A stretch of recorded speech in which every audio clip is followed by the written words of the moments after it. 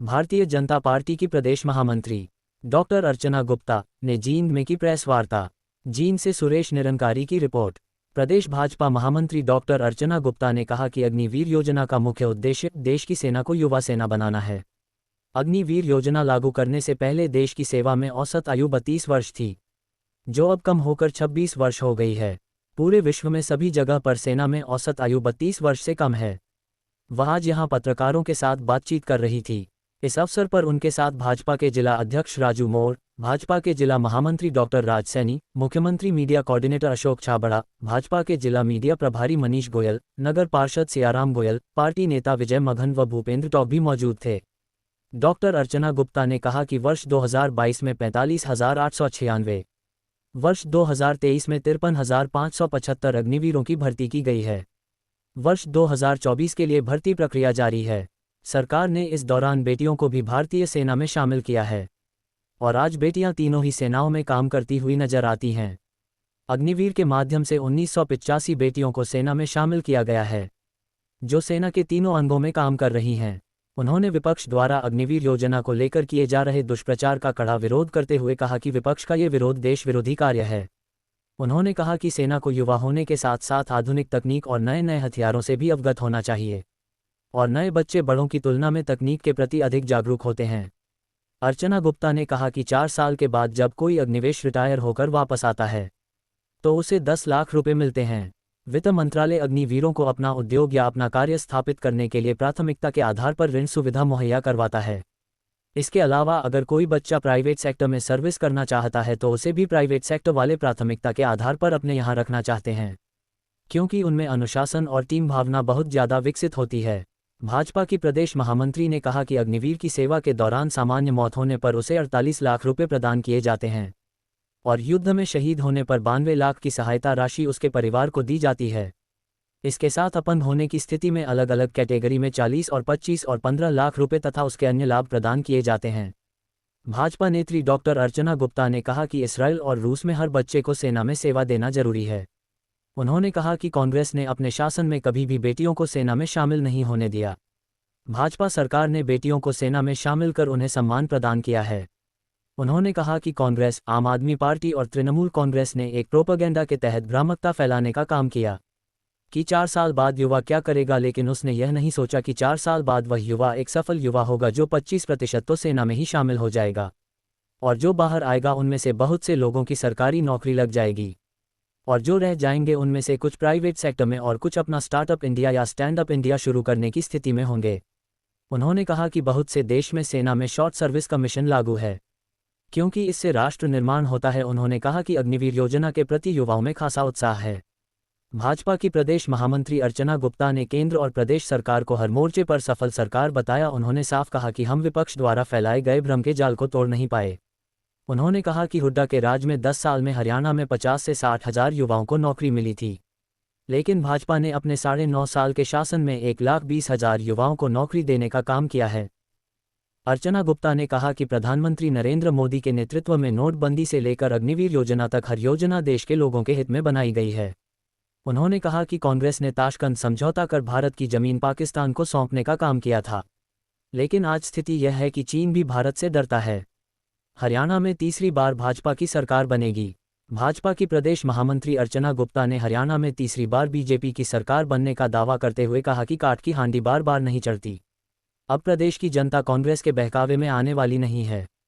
प्रदेश महामंत्री ने कहा कि कांग्रेस के राज में नौकरी हासिल करने के लिए या तो मां को अपना जेवर बेचना पड़ता था या बाप को अपना जमीन का किला बेचना पड़ता था, लेकिन भाजपा सरकार ने इस बात को सुनिश्चित किया कि नौकरी के लिए केवल शिक्षा जरूरी हो। उसके बाद किसी को न तो विधायक और मंत्री के चक्कर काटने पड़े और न ही जमीन या जेवर बेचने की जरूरत पड़े।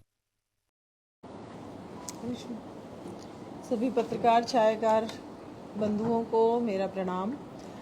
और आज जो ये प्रेस वार्ता है, हमने अग्निवीर जो योजना हमारी केंद्र सरकार ने एक लेकर आई थी, उसके बारे में चर्चा करने के लिए आज हमने ये प्रेस वार्ता बुलाई है। और ये हमारी हरियाणा में 6 शहरों में आज प्रेस वार्ता हो रही है। तो जींद में संगठन की तरफ से मेरी ड्यूटी लगी थी, तो इसलिए आज मैं आपसे इसके बारे में बात करने के लिए यहाँ पर आई हूँ। अग्निवीर एक ऐसी योजना भारत सरकार लेकर आई जिसका मुख्य उद्देश्य ये था कि भारत की सेना जो है वो युवा सेना हो।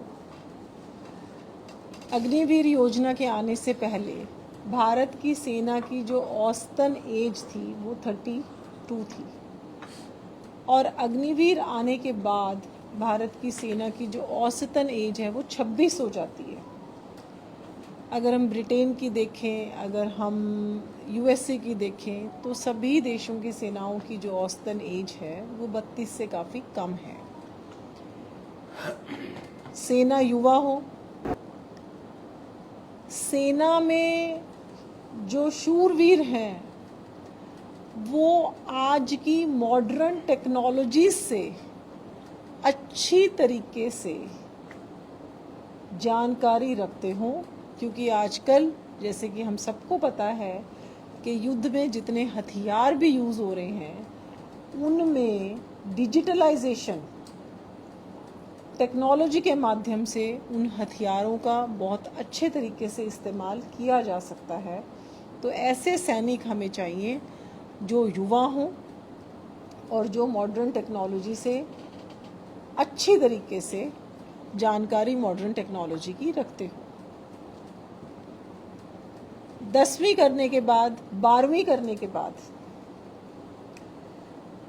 बहुत सारे बच्चे ऐसे भी होते हैं जो बहुत, और जिनकी पढ़ने में हो सकता है रुचि हो, जिनकी हो सकता है पढ़ने में ना रुचि हो। बहुत सारे हरियाणा जो है वीरों के लेगा तो उसको 10 लाख रुपए जो है वो मिल जाते हैं। और इन 4 सालों में ज्वाइन करने से पहले उनकी, जैसे हमारी किसी भी सेना की ट्रेनिंग होती है उस तरीके से पूरी ट्रेनिंग इन बच्चों की करी जाती है।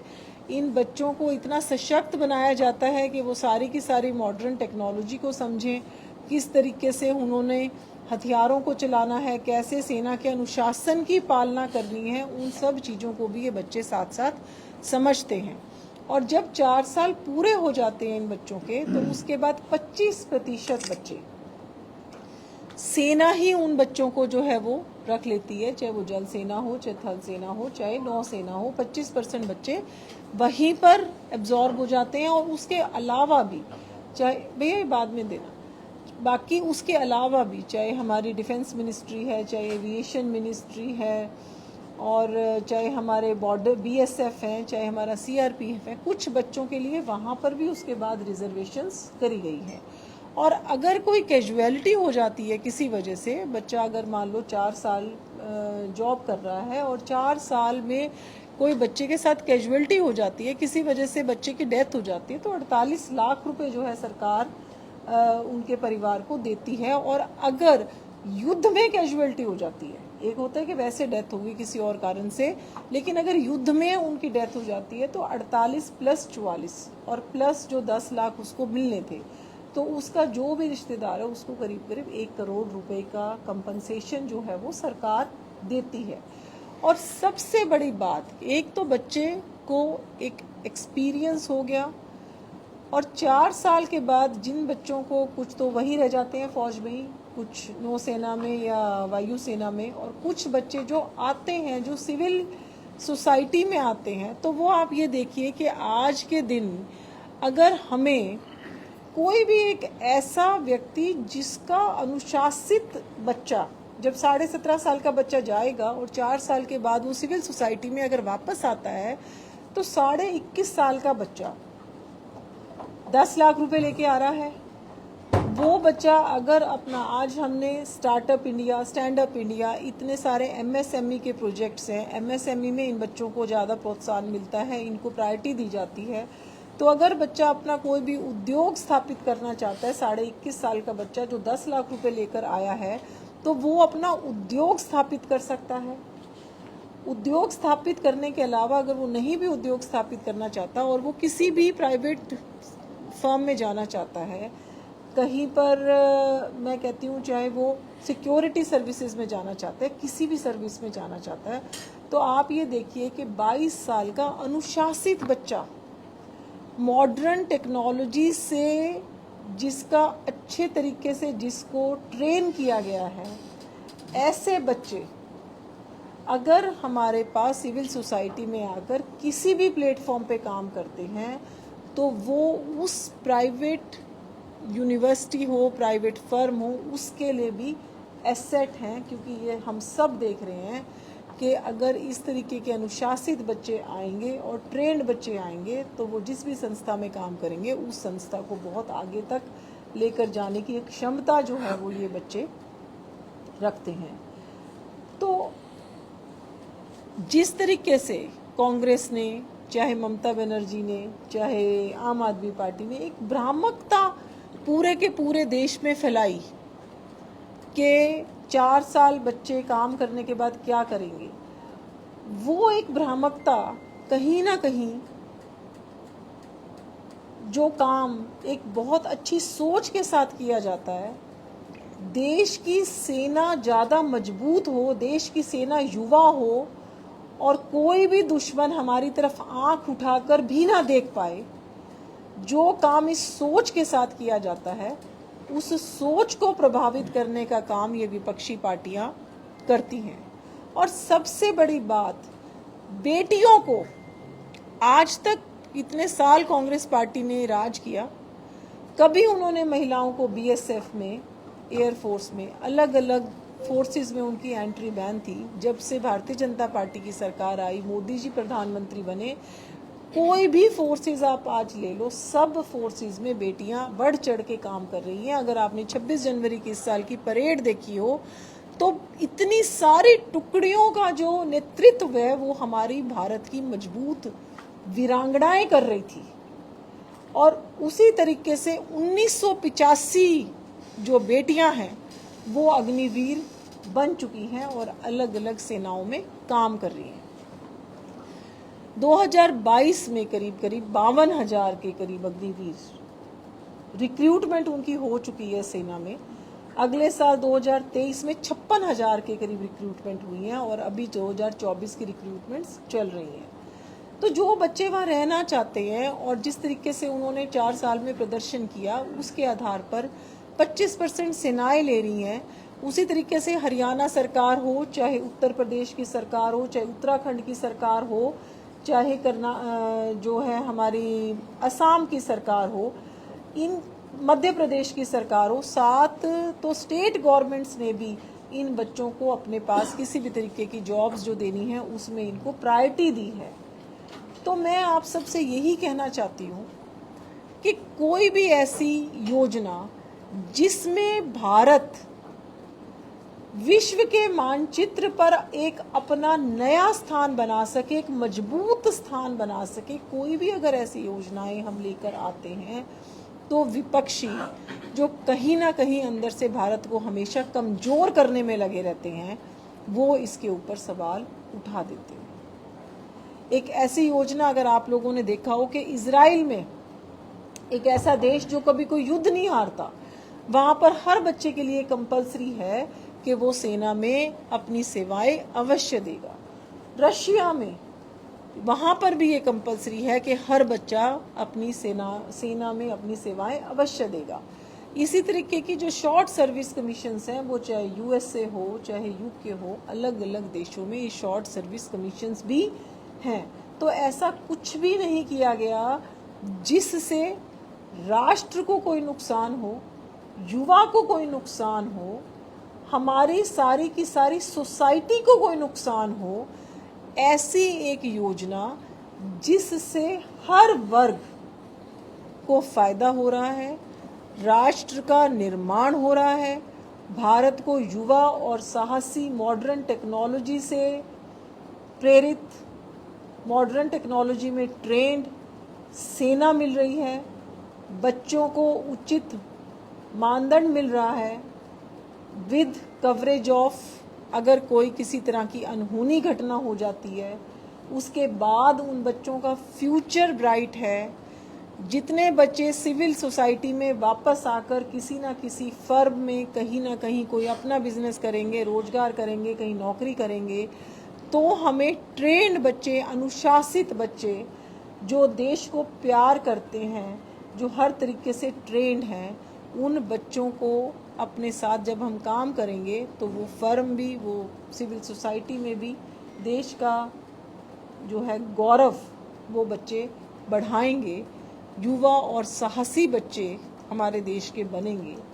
तो ऐसी सोच रख के इस योजना को लाया गया और बच्चों में, बेटियों में, सभी में इसका बहुत बड़ा उत्साह है, बहुत बड़ी संख्या में, क्योंकि ये पूरी की पूरी पैन इंडिया चलती है ये योजना। सब जगह बड़ी संख्या में बच्चे जो हैं इसमें अपने आप को रजिस्टर करते हैं।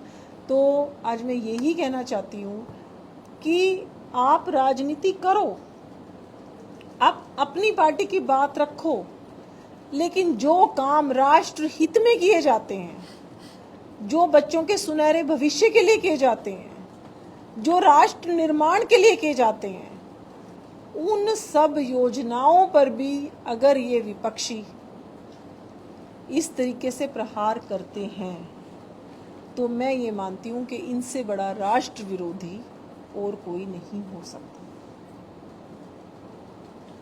जैसे तीन कृषि बिल की बात करें या नोटबंदी की बात करें या अग्निवीर योजना है, सरकार तीनों योजनाओं में फेल नजर आई है। या तो सरकार को लगता था कि पहले कोई जागरूक अभियान चलाना चाहिए, अभी आप प्रेस कॉन्फ्रेंस करके जानकारी दे रहे हैं, लेकिन जो युवा आर्मी की तैयारी कर रहे हैं स्टेडियम में, क्या उनको समझाने के लिए भाजपा की टीम ग्राउंड पे जाएगी?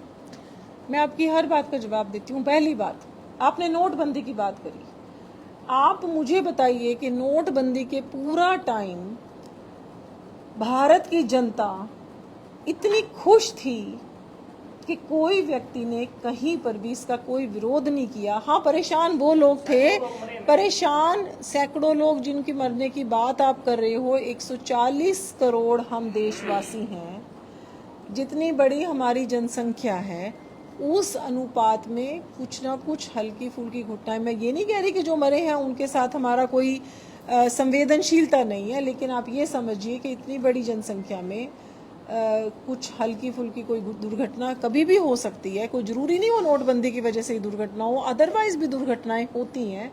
लेकिन अगर आप देखोगे तो 140 करोड़ के देश में कहीं भी नोटबंदी के विरोध में धरना प्रदर्शन या कोई भी अप्रिय घटना नहीं हुई। इसलिए नहीं हुई कि मोदी जी गरीब लोगों के साथ खड़े हैं। हाँ, अप्रिय घटना उन लोगों के लिए थी जिनके ट्रंकों के भरे हुए नोट खराब हो गए, जिन भ्रष्टाचारी नेताओं ने अपने घरों में संपत्तियों के इतने बड़े बड़े भंडार कर रखे थे।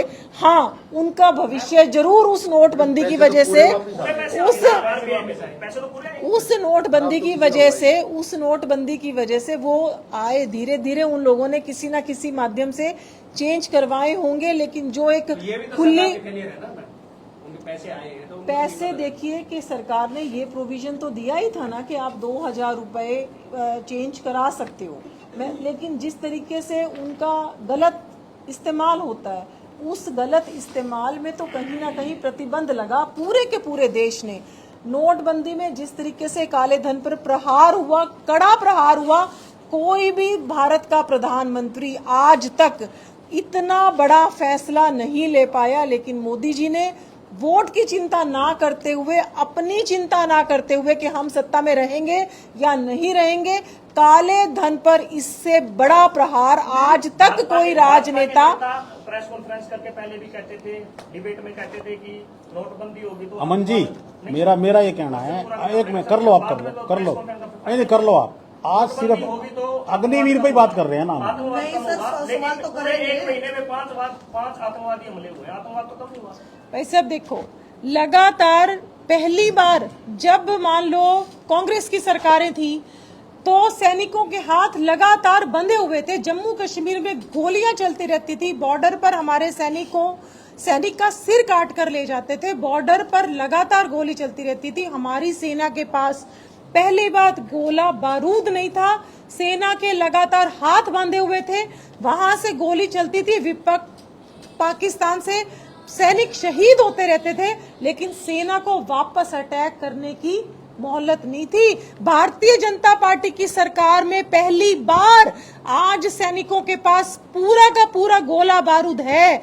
अगर हमारा अभिनंदन पाकिस्तान में जाता है तो 24 घंटे के बाद सुरक्षित अभिनंदन वापस आता है। ये पहली बार भारतीय जनता पार्टी की सरकार में हुआ। सरकार का फेलियर की बात करो, आज पूरा का पूरा चाइना हमारे साथ डर के बात करता है। मोदी जी कहते हैं कि अगर कोई हमारे साथ आंख में आंख मिला के बात करेगा तो ठीक है, लेकिन हम किसी को ऊंची आवाज में या सिर उठा के बात नहीं करने देंगे। पहली बार हमारी सेना इतनी मजबूत हुई, पहली बार। कांग्रेस के टाइम में क्या होता था, सारा टाइम दलाली चलती थी और हम केवल और केवल बाहर से सामान खरीदते थे। आज 60% के करीब रक्षा उपकरण हम भारत में बना भी रहे हैं और बाहर एक्सपोर्ट भी कर रहे हैं। आप लोग भी, मीडिया कर भी, मैं आपसे प्रार्थना करती हूँ कि जो अच्छे काम भारतीय जनता पार्टी की सरकार लगातार कर रही है, आज आप बता दो कौन से रक्षा उपकरण में किसी तरीके की सौदेबाजी चल रही है। आज आप पहली बार ये चिंता कर रहे हैं, लिथियम की बैटरीज चाइना से इंपोर्ट होती थी और पिछले दिनों आपने देखा होगा कि कमी आ गई, क्योंकि लिथियम की बैटरीज वहां से नहीं मिल रही थी और हमारी गाड़ियां जो है उनके उत्पाद में बनने में कहीं ना कहीं कमी आ गई। तो आज मोदी जी ने ये चिंता करी कि लिथियम की बैटरीज बनाने में भी भारत जो है अपने पैरों पर खड़ा हो और 3 बहुत बड़े प्रोजेक्ट्स लिथियम की बैटरी के आज भारत में आ रहे हैं। तो हर क्षेत्र में भारत जो है वो अपने पैरों पर खड़ा हो रक्षा उपकरणों में, इससे ज्यादा मजबूत। आज हमारे पास बॉर्डर तक, जहां तक चीन का बॉर्डर है वहां तक मोटरेबल रोड है। 60 साल तक कांग्रेस ने शासन किया और कभी हमारी सेना को वहां तक मोटरेबल रोड नहीं मिली कि ना मोटरेबल रोड होगी। और जो नेहरू जी थे, जाते हैं ताशकंद समझौते में और जाके उनको गिफ्ट दे आते हैं भारत की धरती। और आज 1 इंच भारत की भूमि पर कोई हमारा दुश्मन देश कब्जा करके तो देखे। और जहां तक मैम, आप जींद की धरती से, आप जींद के बहू भी हैं, हरियाणा की आप निवासी भी हैं, आप बच्चों के भविष्य की बात कर रही हैं कि भाजपा ने बच्चों का भविष्य सुधारा है, सुधारने का प्रयास कर रही है। मैम, सीटी पेंडिंग है, डी ग्रुप की भर्तियों में आप 2,500 वैकेंसियां, उनका कोई अभी पता ही नहीं आता, पता ही नहीं कि वो निकलेंगे, उनको ज्वाइनिंग होगी कि नहीं होगी। कौन सी, आप कौन सी वाली डी ग्रुप की, जिनमें 5 नंबर वाली बात है, कौन सी वाले डी ग्रुप की? 5 नंबर को खत्म किया है सुप्रीम कोर्ट, जिसमें 5 नंबर को सुप्रीम कोर्ट ने खत्म किया। लेकिन आज मैं ये आप सबसे कहना चाहती हूँ कि पहली बार आपने सभी सरकारें देख ली, सारे लालों की सरकार आपने देख ली, और किस तरीके से आप या तो MP MLA मंत्री के जूते चाटो, या अपनी माँ का जेवर बेचो, या अपना किला बेचो, तब सरकार में आपको नौकरी मिलती थी।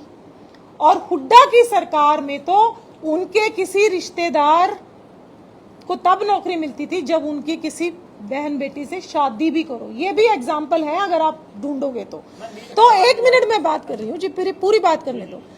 इतना सब कुछ होने के बाद पहले की सरकारों में नौकरियां मिलती थी। पहली बार हरियाणा की धरती पे ये हुआ, बच्चों ने पढ़ना छोड़ दिया था। लेकिन आज अगर आप गांव-गांव में जाओगे, रिक्शा वाले का बच्चा, टायर पंचर लगाने वाले का बच्चा, ऐसे गरीब माँ बाप का बच्चा जो कभी सपने में भी नहीं सोच सकते थे कि हमारे बच्चे की नौकरी लगेगी, ऐसे बच्चों को 1,10,000 नौकरियां देने का काम हमारी सरकार ने किया। उसके बाद जो गरीब बच्चे, जिन परिवारों में एक भी नौकरी नहीं थी, और उन बच्चों को अगर हमारी सरकार ने, और उसमें भी कोई भेदभाव नहीं था, जिन परिवारों में कोई नौकरी नहीं है, जो बहुत ज्यादा गरीब परिवार हैं, उन परिवारों को हमारी सरकार ने 5 नंबर दिए ताकि उनके भी बच्चे मुख्य धारा में समाज के साथ शामिल हो सकें। लेकिन सुप्रीम कोर्ट ने वो 5 नंबर का क्लॉज काट दिया। लेकिन उन बच्चों को भी हम जाने नहीं देंगे, उन बच्चों को भी किसी ना किसी तरीके से हमारे मुख्यमंत्री, पूर्व मुख्यमंत्री थे या अब हमारे करंट मुख्यमंत्री हैं, दोनों ही इतने संवेदनशील हैं कि उन बच्चों को भी हम कहीं ना कहीं, कैसे ना कैसे, कोई ना कोई रास्ता निकाल कर उनको भी हम मुख्य धारा में जोड़े रखेंगे। उन बच्चों को ऐसे नहीं करेंगे कि जी अब हमने उनको निकाल दिया, कैसे जोड़ेंगे उसकी चिंता हम लोग करेंगे। आपका सवाल था, देखो, अगर आप 10 साल की हुड्डा की सरकार निकाल के देख लो तो आप देख लेना कितनी नौकरियां लगी है। मैं एग्जैक्ट डाटा मेरे को भी बिल्कुल याद नहीं है, लेकिन 50 से 60 हजार नौकरियां लगी। अभी तक हम लोग 1,20,000 के करीब नौकरियां दे चुके हैं और आने वाले अगले 2-3 महीने में 60,000 नौकरियां जो हैं और वो हरियाणा के बच्चों को मिल जाएंगी। तो पहले के 10 साल में कितनी नौकरियां मिली और किस तरीके से नौकरी मिली और इन 10 सालों में कितनी नौकरियां मिली और किस तरीके से मिली, नंबर तो है ही है, लेकिन वो किस तरीके से मिली उसकी भी आप लोगों को चिंता करनी चाहिए। मैडम आपने भूपेंद्र हुड्डा और आपकी सरकार से कंपेयर किया, वो बाजरे की रोटी खिला के भी लोगों को खुश कर रहे थे, आप केक खिला के भी खुश नहीं कर पा रहे हो, क्या कारण है? देखो, ऐसी कोई बात नहीं है कि वो बाजरे की रोटी भी खिला के खुश कर पा रहे थे और आज हम केक खिलाकर भी खुश नहीं कर पा रहे। पिछले दिनों हमारे चुनाव हुए, 44 विधानसभाएं हमने उसमें जीती हैं, 5 सीट हार गए, लेकिन अगर आप देखोगे तो 44 विधानसभाएं हमने जीती हैं 90 में से 42 कांग्रेस ने जीती और 4 आम आदमी पार्टी ने जो है वो विधानसभाएं जीती हैं। तो इसलिए इस तरह की कोई भी बात नहीं है कि और तीसरी बार 10 साल की सरकार के बाद तीसरी बार केंद्र में हमने सरकार बनाई है भारतीय जनता पार्टी ने। तो इसलिए वो बात है ना कि अगर हम, ये मैं मानती हूँ कि एक 400 पार का नारा आया, लेकिन उसमें क्या है कि 2 बच्चे थे, एक बच्चा तो 15% 20% पे रहता था, दूसरा बच्चा जो है वो 75% पे रहता था। तो पहले ने टारगेट बनाया मैं 75 से 90 पे जाऊंगा, दूसरे ने सोचा कि मैं 20 से हो सकता है मेरे 25 हो जाएं। अब 90 वाले, जिसने 75 वाले ने 90 का टारगेट बनाया था, वो 75 से 70 पे आ गया सरक के। तो ऐसे लग रहा है कि हम हार गए। 20 वाला 15-20 वाला सरक के 5% 25 पे चला गया, तो ऐसे लग रहा है कि उन्होंने बहुत बड़ी जीत हासिल कर ली। तो ये तो एक देखने का नजरिया है। तीसरी बार भारतीय जनता पार्टी की और मजबूत सरकार भारतीय जनता पार्टी की तीसरी बार बनी है। और आप देखिएगा कि पहले भारत अर्थव्यवस्था के क्षेत्र में 11वें पायदान पे था, मोदी जी के निरंतर प्रयासों से वो 5वें पायदान पे आया और अब तीसरी बार जब मोदी 3 आ रही है तो तीसरी अर्थव्यवस्था भारत की जो सबसे बड़ी बनने जा रहा है। और ये बात आप लोग भी, इस बात के बारे में आप लोगों को भी पता है कि जितनी हमारी जनसंख्या है, हर व्यक्ति को सरकार जो है नौकरी नहीं दे सकती, एक लिमिटेड नंबर ही नौकरी ले सकता है। लेकिन उसके लिए startup India, stand up India, MSME के कितने सारे प्रोजेक्ट्स और जिस तरीके से रक्षा क्षेत्र में हम अपना सेल्फ मेड इन इंडिया कर रहे हैं, हर क्षेत्र में मेक इन इंडिया की फैक्ट्रीज आ रही हैं, तो वो जितना भी हम काम कर रहे हैं, स्किल इंडिया, कौशल जो है, हम अपने बच्चों को ट्रेनिंग्स दे रहे हैं और नई शिक्षा नीति जिसमें हम केवल क्लर्क नहीं बना रहे, हम ट्रेंड बच्चों को लेकर आ रहे हैं। नई शिक्षा नीति लागू होने के बाद जो बीए वगैरह के बच्चे आते थे, जिनके हाथ में कोई हुनर नहीं होता था और वो लगातार नौकरी की तलाश में दर दर भटकते थे, उन सारी चीजों को ओवरकम करके हमने कौशल जो है इंडिया के स्किल्ड बच्चे बाहर आए, चाहे वो कारपेंट्री का कोर्स करके आए, चाहे वो इलेक्ट्रीशियन का कोर्स करके आए, चाहे वो मेसन का कोर्स करके आए, ताकि उन बच्चों को रोजगार मिले, वो खुद रोजगार अपने पैरों पर खड़े हों, रोजगार देने वाले बने, ना कि रोजगार लेने वाले बने। तो इतना बड़ा काम जो है भारतीय जनता पार्टी की सरकार, चाहे वो केंद्र की हो चाहे वो प्रदेश की हो, वो लगातार काम कर रही है।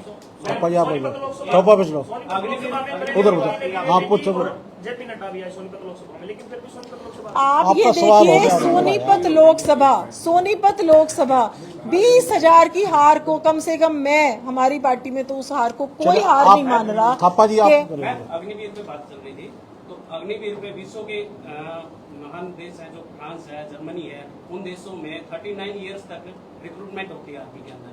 तो भारत को क्यों आवश्यकता पड़ेगी 17.5 साल से 21 तक? भारत को इसलिए आवश्यकता पड़ी क्योंकि हमारे देश में एवरेज एज जो थी आर्मी की वो 32 इयर्स थी, जो बाकी देशों से काफ़ी ज़्यादा है। और आज के दिन जैसे जैसे एडवांस एज होती जाती है, आपको भी पता है कि जिस मॉडर्न टेक्नोलॉजी के साथ आज हमारे सारे के सारे रक्षा उपकरण चल रहे हैं, उस मॉडर्न टेक्नोलॉजी से अगर कोई वाकिफ है तो वो हमारे देश का युवा है। आज अगर मैं उदाहरण के तौर पर अगर कंपैरिजन करूं, तो जिस स्पीड से मेरा बेटा, मैं भी पढ़ी लिखी हूं, डॉक्टर हूं, लेकिन फिर भी जिस स्पीड से मेरा बेटा मोबाइल या लैपटॉप चलाता है, उतनी स्पीड से मैं भी नहीं चला पाती। तो मॉडर्न टेक्नोलॉजी से परिचित और युवा उत्साह और उमंग से भरा हुआ जब बॉर्डर पर जाता है तो दुश्मनों के छक्के छुड़ा के आता है। मैडम ये जो 60,000 नौकरियां निकाली गई हैं विधानसभा चुनाव को लेकर निकाली गई है, 5 महीने का टाइम बच गया और 9.5 साल के दौरान आप 1.25 लाख के करीब वो बता रहे हो। 1.25 लाख नौकरियां तो लग चुकी, 1.25 लाख नौकरियां लग चुकी हैं, लेकिन नहीं, लेकिन वो नौकरियां पहले से ही, एक मिनट, नई कोई भी नौकरी नहीं, वो जो सब चीजें पहले से ही पाइपलाइन में चल रही थी, वो पहले से ही पाइपलाइन में चल रहा था। जब माननीय मनोहर जी थे तो वो 60,000 नौकरियां भी लगातार पाइपलाइन में चल रही थी। ऐसा कुछ नहीं हुआ कि अभी हमारी मतलब नई मुख्यमंत्री बने तो नई नौकरियां निकाली है, वो सब चीज रोजगार के तहत 50,000 नौकरियां लगाई जाएंगी। कौशल सभी चीजें पाइपलाइन में चल रही थी, और जो चीजें पाइपलाइन में चल रही थी, बीच में आपको पता है कि वो अपना जो आचार संहिता जो है वो लगने की वजह से काफी सारी घोषणाएं बीच में स्टैंड स्टिल हो गई थी। लेकिन हमारी सरकार लगातार युवाओं के लिए, किसानों के लिए, महिलाओं के लिए, गरीबों के लिए काम कर रही है और करने के लिए प्रतिबद्ध। आप पूछ लो जी। मैडम, आप कह रहे हैं कि सरकार हर मोर्चे पर सफल रही है, इसके लिए आपको बताइए, लेकिन जब सरकार सफल रही है और पार्टी को लूज करना पड़ा है लोकसभा में, 63 सीटें आपकी कम आई हैं, आपकी व्यक्तिगत बीजेपी, तो इसके लिए क्या आप मानते हैं कि संगठन फेलियर रहा है जो लोगों को समझा नहीं पाए? देखो, 10 साल लगातार राज करने के बाद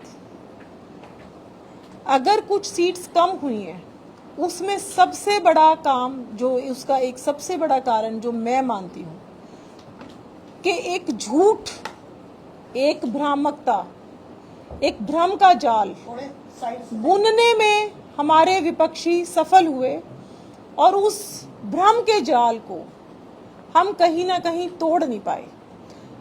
आज तक संविधान की अगर हम बात करें, इंदिरा गांधी की सरकार में 90 बार राज्य सरकारों को गिराया गया, इमरजेंसी लगाई गई, प्रेस की स्वतंत्रता छीन ली गई, सारे नेताओं को जेल में डाल दिया गया। जितनी बार कांग्रेस ने संविधान का अपमान किया, संविधान में चेंजेस किए, केवल और केवल अपनी सत्ता के लोभ में, और इस बार भी ये जो उन्होंने भ्रम का जाल बुनाया, काठ की हांडी बार बार नहीं चढ़ती। अब आप ये देखिए कि उन्होंने एक भ्रम का जाल बुना। अब उन्होंने, जब हम हिमाचल की बात करते हैं तो एक बार झूठ बोल के कि हम पेंशन देंगे, क्या वो पेंशन दे पाए? कर्नाटक में उन्होंने एक भ्रम का जाल बुना कि हम सारे के सारे लोन माफ कर देंगे, क्या वो लोन माफ कर पाए? लेकिन कई बार क्या होता है कि हमारे देश की जनता बहुत भोली भाली है और झूठी बात के बहकावे में कहीं ना कहीं आ जाती है, और उस झूठ को फैलाने में वो सफल हुए। इसलिए जो थोड़ा बहुत हमारे को नुकसान हुआ है, लेकिन हम उस नुकसान को अब कंपनसेट कर लेंगे। हमें पूरी तरीके से उम्मीद है कि तीसरी बार भी हरियाणा में भारतीय जनता पार्टी की सरकार बनेगी, मजबूत और स्थिर सरकार बनेगी, डबल इंजन की सरकार बनेगी। आपका बहुत बहुत धन्यवाद, सबका आपका बहुत बहुत आभार। अगर आपने अभी तक अपने न्यूज़ चैनल जनहित की आवाज़ को सब्सक्राइब नहीं किए हैं तो कृपया सब्सक्राइब कर बेल आइकॉन दबाएं। साथ ही सभी प्रकार की खबरें और विज्ञापन के लिए संपर्क करें स्थानीय संपादक सुरेश निरंकारी, फ़ोन नंबर 9813045118। जनहित की आवाज़ न्यूज़ चैनल को देखने के लिए आप सभी का धन्यवाद। संपादक लोकेश झा, फ़ोन नंबर 8222903098।